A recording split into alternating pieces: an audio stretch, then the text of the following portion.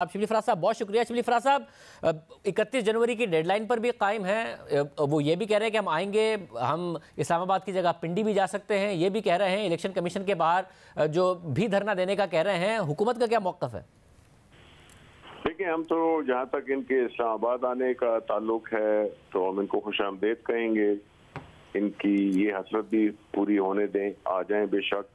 जहाँ तक के इस्तीफों की बात है उस पर ये इन्होंने कोई एक वाज़ेह बात नहीं की, क्योंकि वो हमें सबको पता है कि हमने जो कल देखा मुस्लिम लीग नून जो कि बहुत इस मामले में आगे आगे हो रही थी इस्तीफों के इशू पर, तो वो एक्सपोज हो गए कि उनके अपने दो करीबी साथी, एक रिश्तेदार भी मरियम नवाज के, उन्होंने जिस उसका परेशानी का और जिस उसका बौखलाहट का मंजर पेश किया कि वो उधर गए असेंबली में स्पीकर के पास, उससे जाहिर यही होता है कि इनके अंदर कोई इत्तेफाक नहीं है। ये सिर्फ एक ब्लफ कर रहे हैं और ये इसमें कभी इस बात में इस्तीफे देने वाली जो इनका जो धमकी है वो उसमें कभी भी पूरा नहीं होना और उस पर शदीद इख्तलाफात है PMLN नून में इंटरनली भी।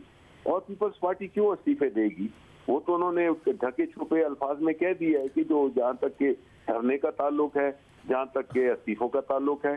तो शिबली साहब, यानी कि हुकूमत कंफर्टेबल है कि फिर आते हैं तो आ जाए लॉन्ग मार्च में, ज़िमनी इंतखाबात में भी हिस्सा लेंगे, सेनेट इंतखाबात में भी हिस्सा लेंगे, लॉन्ग मार्च करें और करके चले जाए, हुकूमत कुछ नहीं करेगी, कोई गिरफ्तारियां नहीं, कोई क्रैकडाउन नहीं?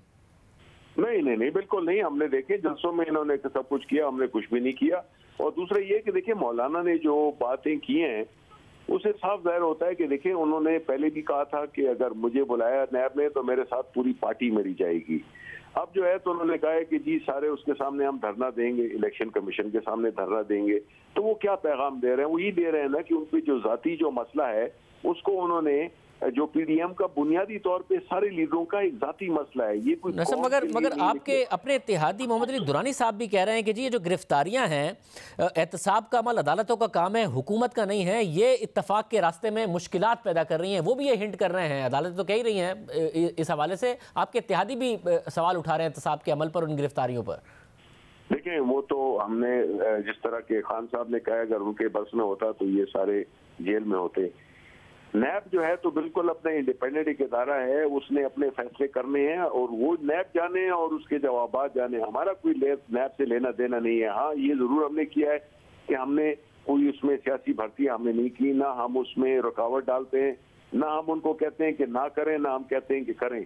हमने आज़ाद छोड़ा हुआ है जितने भी ये तफ्तीश के इदारे हैं कि वो अपना काम करें। अब ये फिर नैब से अदालतों में जाता है, वहाँ पे भी हमारा कोई ताल्लुक नहीं है। बहुत शुक्रिया शिबली फराज साहब की गुफ्तगू आपने